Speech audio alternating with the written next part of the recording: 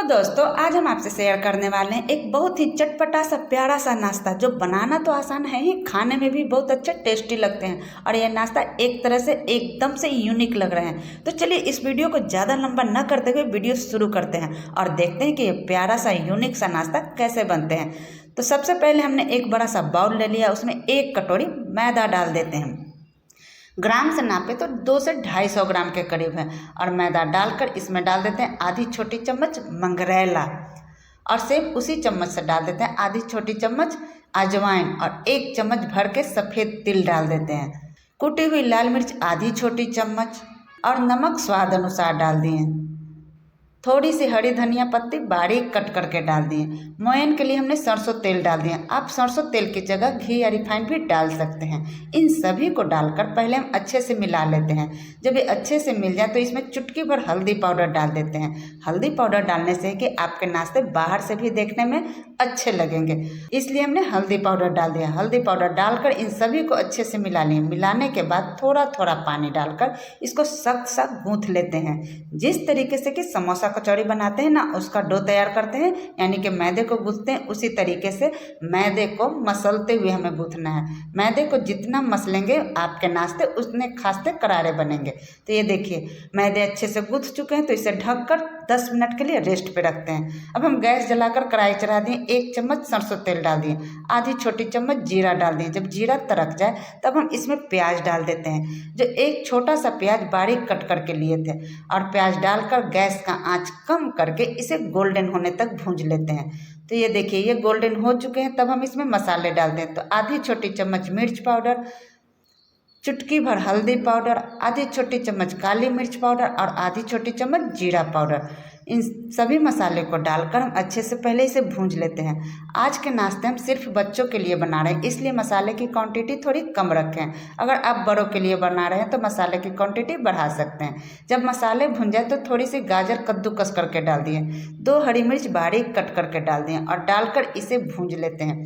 यानी कि गाजर को थोड़ा सा सौटे कर लेते हैं ताकि कच्चापन निकल जाए। जब गाजर भुन जाए तब हम इसमें डाल देते हैं 2 उबले हुए आलू। मीडियम साइज़ के आलू लिए थे, उसे हम कद्दूकस करके डाल दिए। कद्दूकस करने से है कि आलू में बड़े टुकड़े नहीं रहते हैं, इसलिए जब भी इस तरीके का नाश्ता बनाएं तो आलू को कद्दूकस करके ही डालें, तो हमें बनाने में भी आसानी होती है। तो आलू को डालकर हम कुछ देर के लिए इसे भूंज लिए हैं। जब आलू भूंज जाए अच्छे तरीके से तब हम इसमें डाल देते हैं नमक स्वाद अनुसार, और नमक के साथ ही हम डाल देते हैं 1 चम्मच टमाटर सॉस, क्योंकि बच्चों को टमाटर सॉस बहुत पसंद आते हैं। और टमाटर सॉस डालने से कि आपके भरावन बहुत अच्छे टेस्टी लगेंगे, इसलिए हम अगर हो तो टमाटर सॉस ज़रूर डालें। 1 चम्मच डालकर इसे अच्छे से भूंज लिए। जब ये अच्छे से भूंज जाए तब हम इसमें डाल देते हैं थोड़ी सी हरी धनिया पत्ती बारीक कट करके, और हरी धनिया पत्ती डालकर इसे फिर से मिला लेते हैं।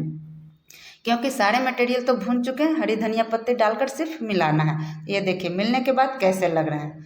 अब हम चूल्हे को बंद कर देते हैं, और बंद करके इसे दूसरे बर्तन में ट्रांसफ़र कर लेते हैं और फैला देते हैं ताकि जल्दी से ये ठंडा हो जाए। जब ये आलू के भरावन ठंडे होंगे तभी ये नाश्ते अच्छे से बनते हैं। अब हम मैदे को देख लेते हैं, तो देखिए ढक्कन हटाकर देखें मैदे भी अच्छे से सॉफ्ट हो चुके हैं। तो इसे बाउल से निकालकर फर्श पर रखकर कुछ देर के लिए इसको मसल लेते हैं, कुछ सेकंड्स के लिए, ज़्यादा देर नहीं। तो जब ये अच्छे से मसल जाए, मसलने से है कि और अभी अच्छे से सॉफ्ट हो जाते हैं। मसल जाए तब इसको 2 टुकड़े में कट कर लेते हैं, और 2 टुकड़े में कट करके 1 टुकड़े को रखकर एक का बड़ा सा लोई बना लेते हैं। और बड़ा सा लोई बनाकर देखिए इतना बड़ा हम लोई बना रहे हैं। लोई बनाकर फर्श पर थोड़ी सी चिकनाई लगा लेते हैं, उसके बाद बेलन में भी चिकनाई लगा लेते हैं, और चिकनाई लगाकर लोई को ऐसे रख के उलट पलट लेते हैं ताकि दोनों साइड से तेल लग जाए। उसके बाद इसे बेल लेते हैं। चिकनाई लगाने से है कि आप जब रोटी बेलेंगे तो ये चिपकेंगे नहीं।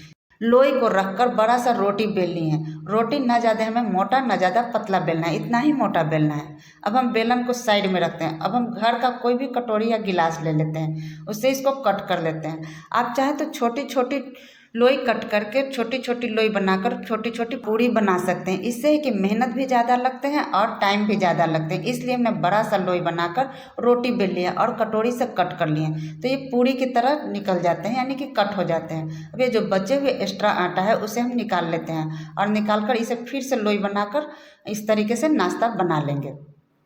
अब पूड़ी को उठाकर साइड में रख देते हैं।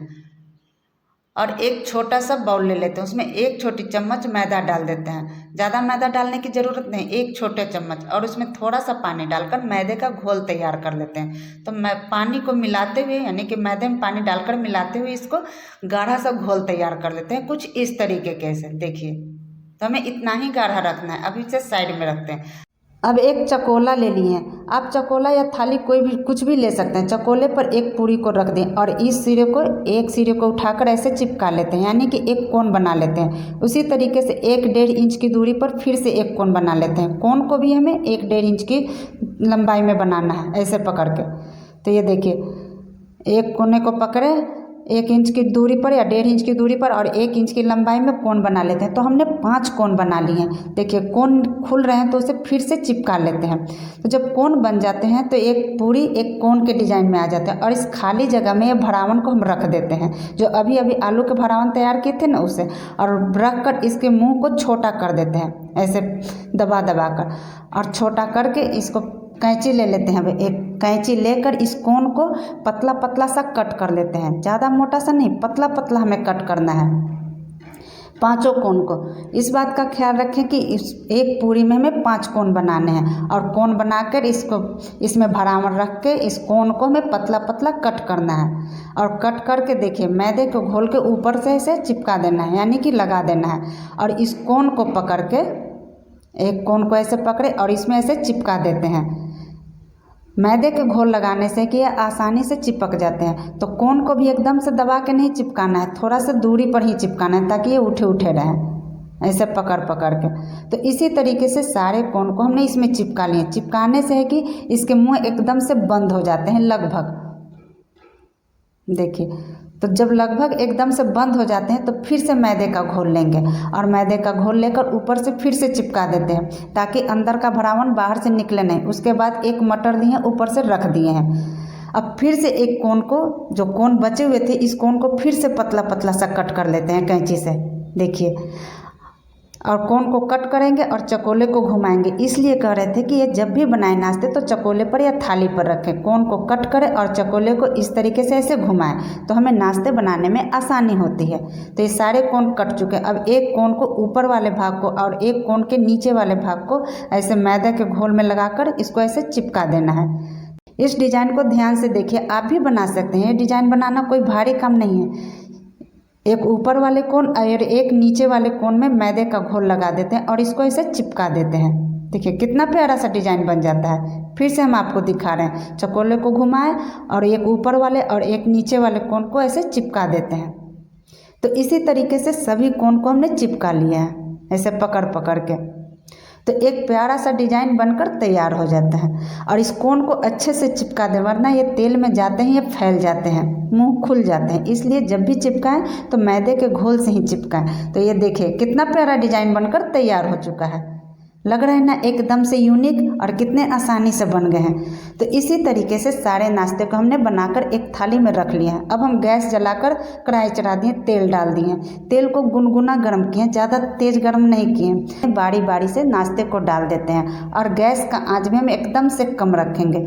कम आंच पर इसे पकाएंगे तो ये खास्ते करारे रहेंगे, एकदम समोसे कचौड़ी जैसे। जब तेल में डाल दें नाश्ते को तो 10-15 सेकेंड तक इसे हिलाएं डुलाएं नहीं। जब 10-15 सेकेंड हो जाए तो चमचे से इसको ऊपर से तेल डाल देते हैं, ताकि ऊपर से भी ये खास्ते हो जाए। और कुछ देर बाद इसको चम्मच से ऐसे पलट लेते हैं, हल्के हल्के हाथों से, तेज हाथों से नहीं, वरना इसके मुंह खुल जाते हैं। ये नाश्ता बनाना बहुत आसान है, बस छोटी छोटी बातों का ख्याल रखेंगे तो आपके नाश्ते अच्छे खास्ते करारे बनेंगे और डिजाइनदार बनेंगे।